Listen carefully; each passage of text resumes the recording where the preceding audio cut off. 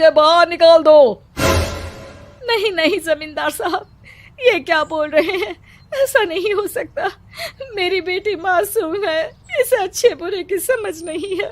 अरे कहाँ जाएगी ये बेचारी? कहाँ जाएगी? इतनी चिंता है तो पूरे परिवार का गांव निकाला कर देते हैं। बेचारे पूरे बसे बसाए परिवार को गांव छोड़ना पड़ता है। चाहे जो हो, अगर बेटियों को कंट्रोल नहीं कर सकते तो गांव में रहने का कोई मतलब नहीं है। यहाँ औरतों को दब कर रहना होगा। कोई भी अपने हिसाब से कुछ नहीं कर सकता, सब ईश्वर की मर्जी से ही होगा। तभी गांव का एक आदमी दौड़ा दौड़ा आता है।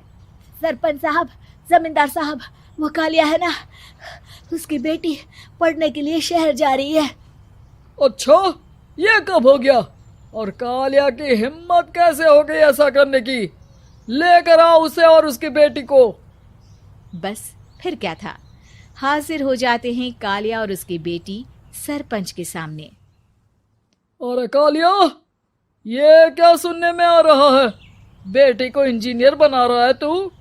और ये बता, गांव में तो स्कूल नहीं है, फिर कहाँ से इतनी क्लास पास कर गई तेरी बेटी? राधा, जो कि कालिया की बेटी है, उसे लगता है कि सरपंच उसकी तारीफ कर रहे हैं।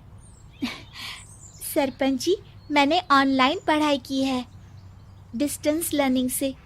सभी में मैंने अच्छे नंबर पाए हैं, जिसे देखते हुए शहर की इंजीनियरिंग कॉलेज में मुझे स्कॉलरशिप मिली है। वाह जी वाह, क्या होती है ये?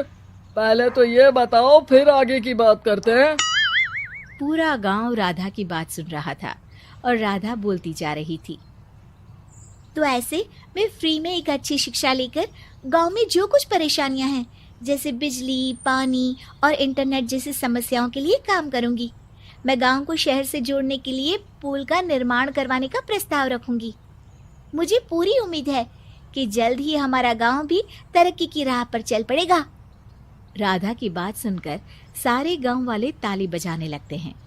सरपंच को समझ नहीं आता कि वो क्या करे। चुप रह नादान लड़की, गांव के खिलाफ जाने के लिए तुझे गांव से बेदखल कर दिया जाएगा, वो भी पूरे परिवार के साथ। और हाँ, अगर ठीक से गांव में रहना चाहती है तो ये पढ़ाई लिखाई छोड़ दे। हम तेरे लिए गांव का कोई होनहार लड़का देखेंगे। तभी गांव का एक आदमी बोल पड़ता है। अरे नहीं नहीं सरपंच जी, राधा बिटिया जो बता रही है, अगर वैसा हो जाए तो हम लोगों को पैसा कमाने के लिए बाहर नहीं जाना पड़ेगा। हाँ जी, और ना ही कोसों दूर पानी के लिए भटकना पड़ेगा। हमारे बच्चे भी अच्छी पढ़ाई कर सकेंगे और आगे बढ़ेंगे, ना कि हमारी तरह खेती करते बैठेंगे। क्यों गांव वालों, राधा बिटिया का साथ देना चाहिए ना।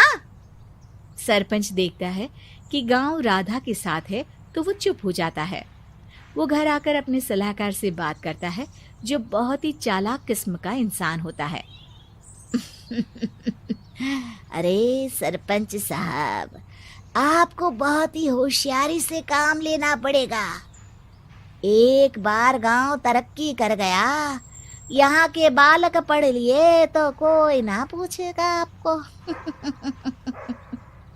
और फिर ये जो बेटा और बेटी है ना आपके, इनको भी आम लोगों की तरह ही जीवन जीना होगा। हाँ, लेकिन करे तो क्या करे? वो ना आप मुझ पर छोड़ दीजिए, बस मैं जैसा बोलूं करते जाइए। अगले रोज सुबह जब गांव वाले सोकर उठते हैं तो राधा के घर के बाहर और साथ ही वो लोग जिन्होंने राधा का सपोर्ट किया था, उनके घर के आगे लाल रंग से कल आऊंगी लिखा होता।